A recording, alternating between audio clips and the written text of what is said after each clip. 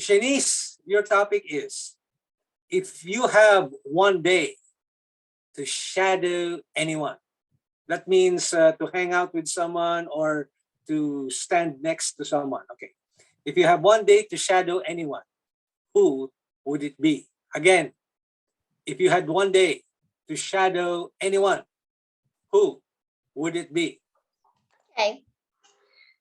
The first three persons that come to my mind is definitely my best friends. You know why?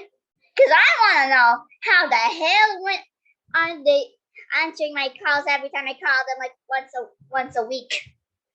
But when they call me, I instantly pick up. So I want to see what are they doing that is so busy that they won't graciously make me enough for the time.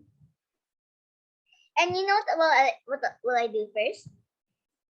I will mess up all of their things because they always do that to my house whenever they come for a sleepover. And next, I would probably bring a live animal there. You know why? Because I want to see how they look like in person, but animal version. But as soon as they see the animals, I will be running like a caribou. But when I just realized I'm invisible, no one can see me. So I just added more and more. I'll just add more and more animals until they snap and call someone.